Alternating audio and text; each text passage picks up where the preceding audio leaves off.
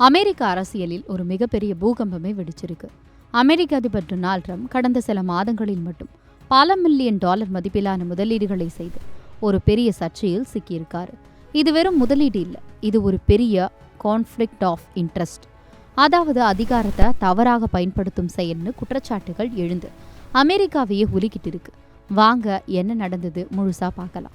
அமெரிக்க அரசின் நெறிமுறைகள் அலுவலகம் வெளியிட்ட நிதிநிலை அறிக்கையின்படி அதிபர் ட்ரம்ப் கடந்த ஆகஸ்ட் மாசத்துல இருந்து அக்டோபர் வரைக்கும் குறைந்தபட்சம் 82 மில்லியன் டாலர் மதிப்பிலான கார்ப்பரேட் மற்றும் அரசு பத்திரங்களை வாங்கியிருக்காரு. இது 175க்கும் மேற்பட்ட பரிவர்த்தனைகள் மூலம் நடந்திருக்கு. சரி, ஒரு அதிபர் முதலீடு செய்யறதுல என்ன தப்புன்னு நீங்க கேட்கலாம். இங்க தான் மெயின் கதையே இருக்கு.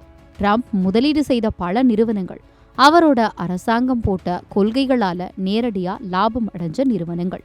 உதாரணத்துக்கு கோல்ட்மேன் சாக்ஸ், மோர்கன் ஸ்டான்லி போன்ற மிகப்பெரிய நிதி நிறுவனங்கள், மெட்டா போன்ற டெக்னாலஜி ஜாம்பவான்கள், குவால்காம், பிராட்காம் போன்ற சிப் தயாரிக்கும் நிறுவனங்கள்னு ஒரு பெரிய பட்டியலே இருக்கு. இதுல 2 விஷயம் மிகப்பெரிய அதிர்ச்சி ஏற்படுத்தியிருக்கு.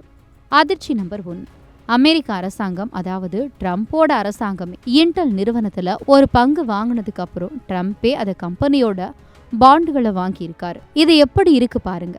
அதிர்ச்சி நம்பர் 2, ட்ரம்ப் ஜேபி மோர்கன் வங்கியின் பத்திரங்களை ஆகஸ்ட் மாதம் வாங்கியிருக்காரு. ஆனா அதே ட்ரம்ப் கடந்த வெள்ளிக்கிழமை அதே ஜேபி மோர்கன் வங்கிய ஜெஃப்ரி எப்ஸ்டீன் என்ற பாலியல் குற்றவாளியோட இந்த தொடர்புக்காக விசாரிக்க சொல்லி அமெரிக்க நீதித்துறைக்கு உத்தரவு போட்டிருக்காரு. ஒரு பக்கம் அந்த பேங்க்ல முதலீடு பண்றாரு, இன்னொரு பக்கம் அதே பேங்கை விசாரிக்க சொல்லி உத்தரவு போடுறாரு. இதுக்கு வெள்ளை மாளிகை என்ன சொல்லுதுன்னா, அதிபரோட முதலீடுகளை எல்லாம் ஒரு 3வது தரப்பு நிதி நிறுவனம் தான் கையாளுது, அதுல அவருக்கும் அவர் குடும்பத்துக்கும் எந்த சம்பந்தமும் இல்லைன்னு ஒரு பதில சொல்லியிருக்காங்க. ஆனா இந்த பதிலை ஏத்துக்க முடியல. ஏன்னா ட்ரம்போட மொத்த சொத்து மதிப்பு 1.6 பில்லியன் டாலருக்கும் அதிகம்னு சொல்லப்படுது. இப்படி இருக்கும்போது ஒரு அதிபரே தன்னோட பதவியை தனக்கு லாபம் சம்பாதிக்க பயன்படுத்தலாமான்னு ஒரு பெரிய தார்மீக கேள்வி எழுந்திருக்கு.